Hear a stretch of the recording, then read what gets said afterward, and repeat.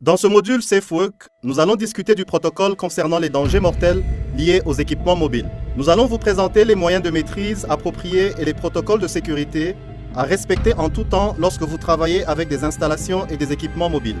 Pour éviter les risques d'accidents pouvant occasionner des dommages corporels ou la mort lorsque des engins et équipements mobiles sont utilisés, assurez-vous d'avoir suivi la formation de base requise. Suivez toujours les procédures appropriées et effectuez toutes les appréciations des risques requises avant de travailler avec des équipements mobiles.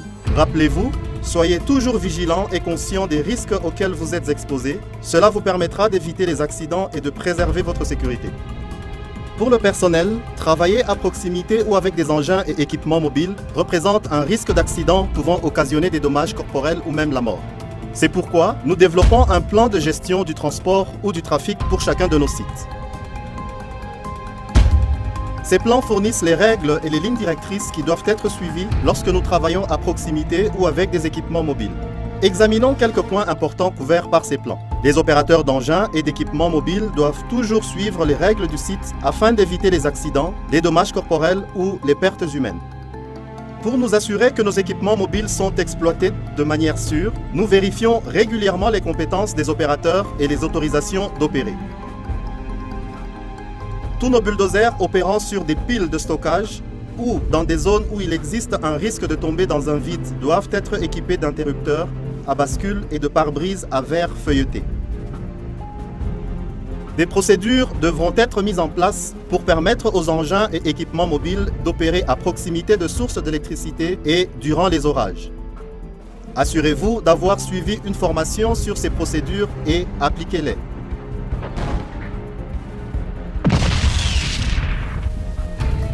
Avant d'utiliser un équipement mobile, prenez toutes les mesures nécessaires pour vous assurer que l'équipement peut être utilisé en toute sécurité, à savoir, inspectez-le avant de l'utiliser, testez les freins et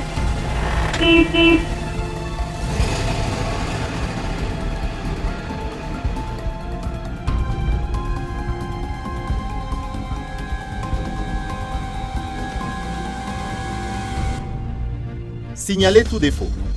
N'utilisez jamais un équipement mobile présentant des défauts ou que vous n'avez pas vérifié.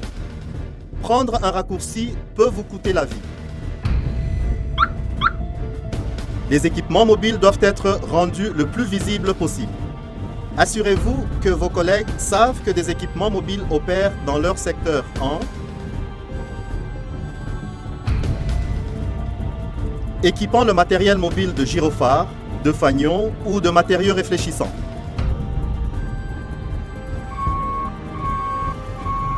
En utilisant des avertisseurs de recul et en utilisant le klaxon pour prévenir vos collègues que des équipements mobiles opèrent dans leur secteur. Par exemple, un coup de klaxon avant de démarrer le véhicule, 2 coups avant d'avancer et 3 coups avant de reculer.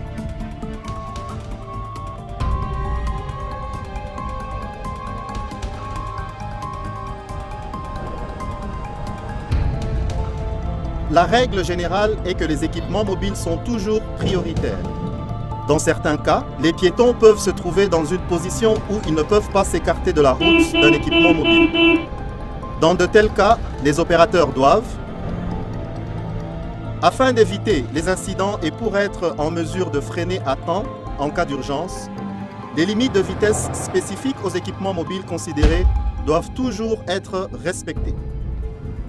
Il est interdit d'utiliser un téléphone portable lorsque l'on est aux commandes d'un équipement mobile. Assurez-vous de bien connaître les règles pour charger et décharger les équipements mobiles. Ces règles stipulent que vous devez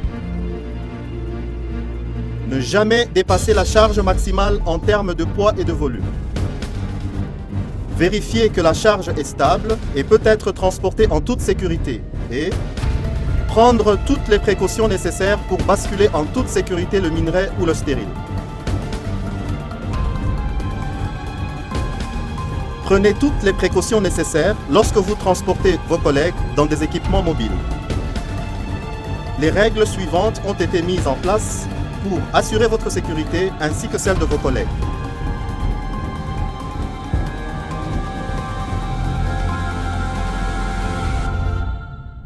Vous ne devez jamais transporter vos collègues dans des nacelles, des godets ou dans tout autre appareil n'ayant pas été approuvé par le transport de personnes. L'équipement mobile doit toujours être à l'arrêt complet avant de permettre aux personnes d'y monter ou d'en descendre. Utilisez des systèmes d'anti-collision et de détection de proximité lorsque le besoin a été identifié.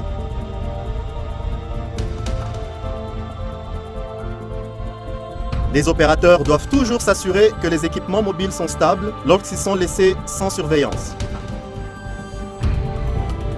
Pour empêcher les véhicules de bouger, utilisez toujours des cales, des fossés ou des tranchées. Vous pouvez aussi laisser l'équipement avec les roues braquées vers le mur. N'oubliez pas que ces règles s'appliquent également à l'équipement qui est en panne ou fait l'objet de travaux de maintenance. Toutes les routes de transport principales doivent être conçues de manière à intégrer certains critères de sécurité. Ceux-ci comprennent que toutes les routes de transport principales à double sens doivent avoir une largeur équivalente à au moins 3 fois la largeur du véhicule le plus large empruntant ces routes.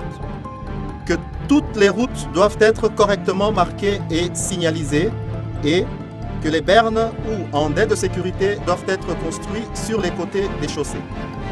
Ces bernes ou andins doivent être placés dans tous les endroits où il existe une rupture de pente, une masse d'eau ou tout autre danger associé à des changements topographiques.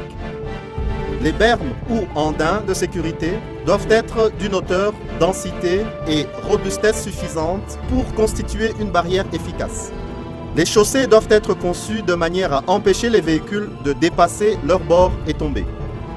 Les chaussées doivent toujours être en bon état pour assurer la sécurité des équipements mobiles, des piétons et des autres véhicules. Lorsque l'état de la chaussée pose un risque pour la sécurité, par exemple lorsque la route est mouillée, présente une forte pente ou lorsque de la poussière est soulevée, des procédures opérationnelles spécifiques doivent être mises en œuvre. Assurez-vous d'avoir suivi une formation concernant ces procédures. Des aires de stationnement dédiées aux véhicules légers doivent être établies.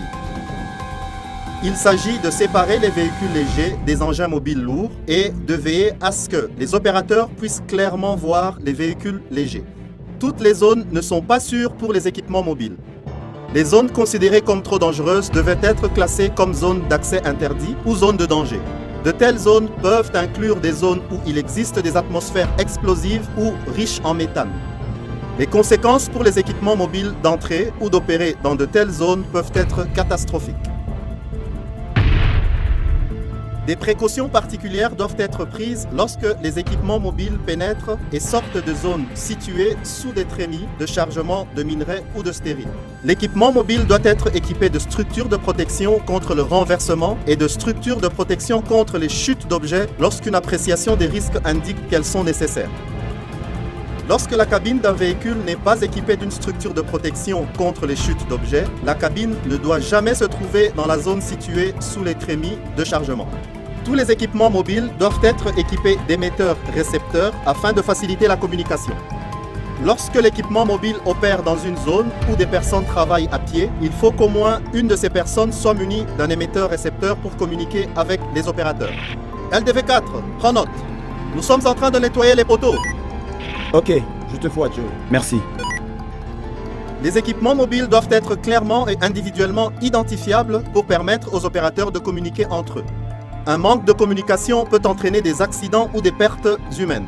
Travailler en toute sécurité avec des équipements mobiles ne relève pas seulement de la responsabilité des opérateurs. Le personnel qui travaille dans leur zone d'opération doit toujours porter des vêtements à haute visibilité. Chez Glencore, notre engagement, c'est Safe Work, la sécurité au travail. Nos règles vitales constituent un élément important de Safe Work. Pour votre propre sécurité et celle de vos collègues, suivez toujours les règles vitales lorsque vous utilisez ou interagissez avec des équipements mobiles. Rappelez-vous, soyez vigilants, prudents, afin d'éviter les accidents.